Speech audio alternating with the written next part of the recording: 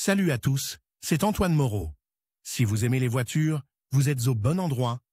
Continuez à regarder cette vidéo, on passe tout de suite au sujet du jour. Aujourd'hui, dans les magasins, le choix de boissons non alcoolisées est vaste. Les plus populaires sont le vin et la bière sans alcool. Les conducteurs se demandent si la consommation de ces boissons a des conséquences négatives, en quelle quantité il est permis de les boire, s'il est possible de conduire un véhicule après avoir bu de la bière sans alcool. Les avis sont nombreux sur ce sujet. Il convient donc d'étudier la question sous l'angle de la législation et de la recherche scientifique. Qu'est-ce qu'une bière sans alcool? Cette bière est fabriquée à partir des mêmes ingrédients que la bière classique. La seule différence est que l'alcool est extrait à la fin. Il est filtré ou évaporé et, dans certains cas, le processus de fermentation est supprimé au cours du processus de brassage. Il est impossible d'extraire complètement l'alcool, de sorte que le résultat est une boisson filtrée, qui contient une proportion minuscule d'alcool. Le plus souvent, cette proportion ne dépasse pas 0,5%. À titre de comparaison, le kvass et le kéfir ont un taux plus élevé. Mais le conducteur peut subir des conséquences négatives si l'inspecteur de la police de la route sent l'alcool, car la bière sans alcool a la même odeur qu'une boisson mousseuse classique.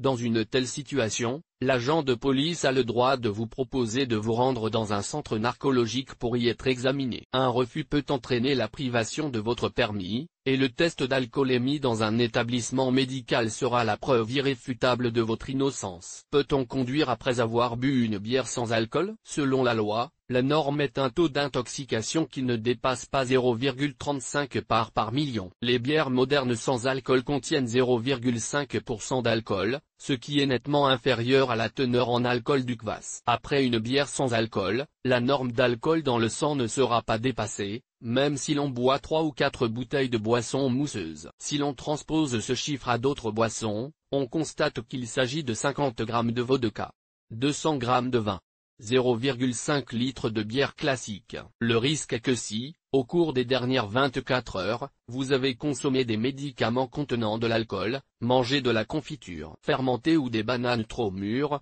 puis bu une canette de bière inoffensive, vous êtes probablement en état d'ébriété. Si vous êtes arrêté par la police, il vous sera beaucoup plus difficile d'éviter le retrait de votre permis dans un tel état, même après un examen médical. Expérience de l'équipe Main Rôde. L'équipe du programme a organisé une expérience auprès de volontaires pour savoir s'il est possible de boire de la bière sans alcool en conduisant et si c'est sûr. 6 participants ont reçu chacun une canette de bière, après quoi l'équipe a mesuré le taux d'alcool dans le sang des hommes. Le résultat a été inattendu. Chez 2 volontaires, le résultat était de 0. Chez les 4 autres, l'appareil a détecté de l'alcool dans le sang, et chez l'un d'entre eux, l'indice a atteint la marque de 0,16 unités. Bien sûr, nous pouvons espérer avoir de la chance, mais nous ne devons pas oublier que la base légale des tests effectués par la police est l'odeur d'alcool qui se dégage de la bouche. Il existe d'autres raisons d'envoyer une personne en évaluation: mouvement excessif, trouble de l'élocution, changement de teint,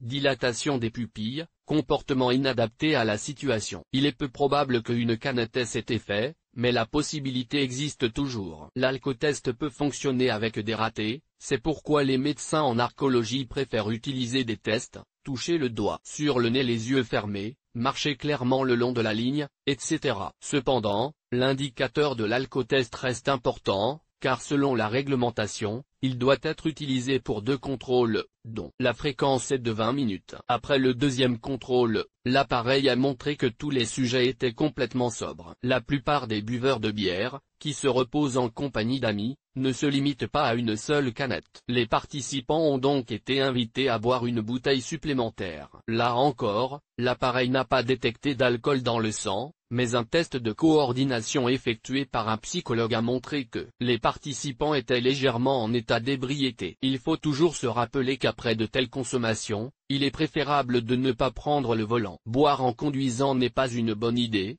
car il y a toujours le risque d'éveiller les soupçons des forces de l'ordre, surtout si l'on essaie de masquer son haleine avec du chewing-gum ou des bonbons à la menthe. Que disent les médecins?